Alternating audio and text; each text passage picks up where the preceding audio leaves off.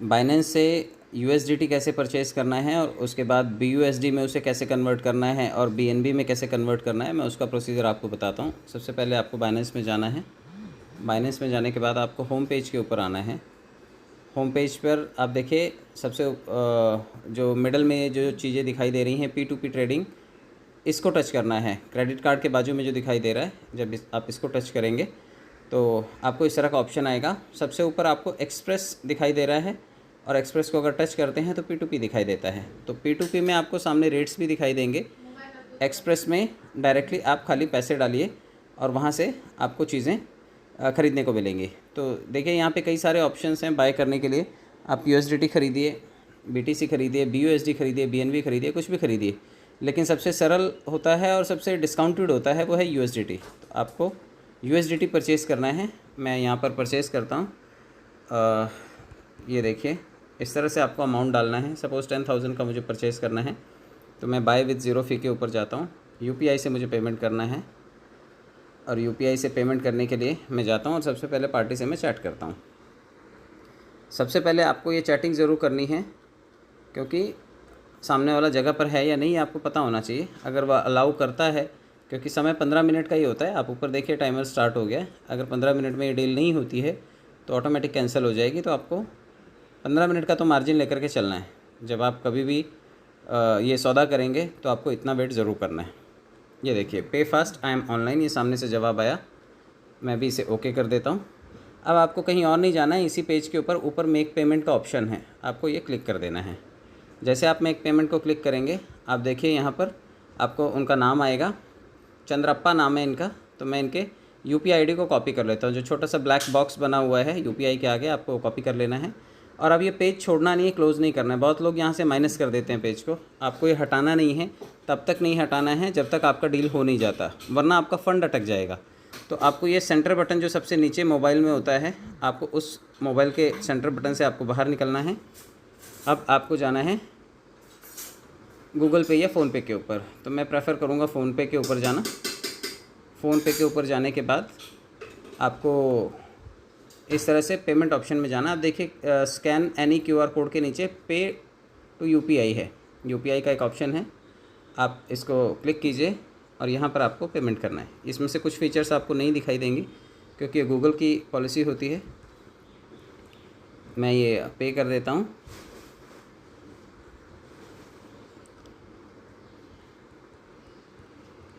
जैसे ये पेमेंट हो जाता है आपको खाली आवाज़ सुनाई देगा और उसके बाद दिखाई देगा।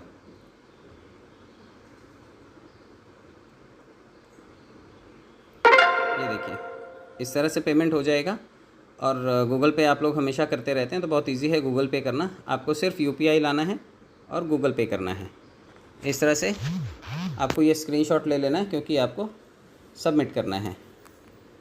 ये स्क्रीनशॉट ले लिया गया। अब इसके बाद आपको जाना है उसी बाइनेंस के पेज के ऊपर जो आपने ओपन छोड़ा हुआ, क्योंकि ये ऑर्डर क्लोज़ नहीं हुआ है। अगर आप इसके बाद के स्टेप को फॉलो नहीं करते हैं तो आपका पैसा हमेशा अटकेगा। आपको क्या करना है, सबसे पहले ट्रांसफर्ड नोटिफाई सेलर को क्लिक करना है। पैसा पेमेंट करने के बाद सबसे पहला काम यही करना है कि आपको ट्रांसफर्ड नोटिफाई सेलर को क्लिक करना है। जब आप इसे क्लिक करेंगे तभी सामने वाले को ये कन्फर्मेशन मिलेगा कि आपने उसे पैसा भेज दिया है। अब उसे USDT रिलीज़ करना पड़ेगा या फ़ंड रिलीज़ करना पड़ेगा। इसके बाद ऊपर चैट में जाइए। चैट में जाने के बाद आप उसे लिखिए जो उसने पैसा आपने भेज दिया उसको बता दीजिए। आपको लिखना है पेड। आपने पेड कर दिया ये उसको बता दीजिए। और ये प्लस का छोटा सा साइन दिखाई दे रहा है, आपको इसको टच करना है और एल्बम में लेकर के जाएगा। ये एल्बम में जाइएगा और एल्बम में जाने के बाद आपने जो स्क्रीनशॉट लिया है वो आपको अटैच कर देना है। ये स्क्रीनशॉट है, आपको इसे टच करना है और ये इसको भेज देना है। तो ये दो चीज़ें आपको करनी है और इसके बाद वेट करना है। जब तक फ़ंड नहीं आ जाता तब तक आपको ये पेज छोड़ना नहीं है। तो वेट करते हैं। आई होप कि अगले 1-2 मिनट में ये फ़ंड रिलीज़ कर देगा, क्योंकि इसके पास पैसा पहुंच भी गया है और ये वेट भी कर रहा है। तो हम लोग वेट करते हैं। आपको P2P का मैसेज भी आ सकता है या फिर आपको डायरेक्टली यहाँ पर आपका फ़ंड रिसीव हुआ भी दिखाई दे सकता है। दोनों में से कोई भी चीज़ से जब आप कंफर्म हो जाएं तभी ये पेज छोड़ें, वरना इसके बाद एक ऑप्शन और बचता है। जितने लोग भी टाइम हो जाने के बाद भी उनको फ़ंड नहीं मिलता है, उनको एक चीज़ का ध्यान रखना है कि अगर आपका 15 मिनट का टाइम है और 13 मिनट ख़त्म हो गए हैं, 14 मिनट ख़त्म हो गए हैं और सामने वाले ने फ़ंड रिलीज़ नहीं किया है, तो आपको ऊपर से ये कट करना है पेज को, और नीचे देखिए जैसे ही आप एक स्टेप पीछे आएंगे, नीचे अपील का एक ऑप्शन है, आप अपील कर सकते हैं। यहाँ पर आकर के आपको क्लिक करना है। अपील में आपको आपका नाम, फ़ोन नंबर वगैरह डाल देना है और साथ में स्क्रीनशॉट जो आपने पैसा भेजा है वो अटैच कर देना है। तो इससे सामने वाले को ये प्रेशर रहेगा कि मुझे बाइनेंस ब्लॉक ना कर दे, इसलिए मुझे फटाफट यूएसडीटी रिलीज़ कर देना चाहिए या फ़ंड रिलीज़ कर देना चाहिए। तो इसलिए आपको ध्यान रखना है कि समय ख़त्म होने से पहले आपको अपील करनी है। समय ख़त्म होने के बाद अपील करने का कोई बहुत ज़्यादा फ़ायदा नहीं होगा। तो आपको टाइमिंग का ध्यान रखना है। अगर 15 मिनट में से 13 मिनट ख़त्म हो गए हैं तो आप अपील के पास चले जाइए और अपील कर सकते हैं आप। तो इस चीज़ का आपको ध्यान रखना है। हम लोग वेट करते हैं इसके फ़ंड रिलीज़ करने का। मैं एक बार वापस से इंटीमेशन दे देता हूँ कि काइंडली रिलीज़।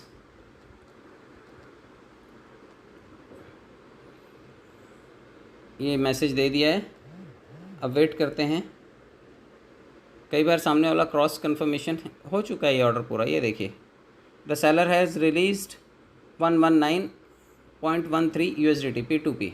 एक्सप्रेस ट्रेडिंग में हमेशा ऐसा होता है कि सामने वाला पैसा अटकाता नहीं है, आपका पैसा फटाफट आपके पास चला आता है।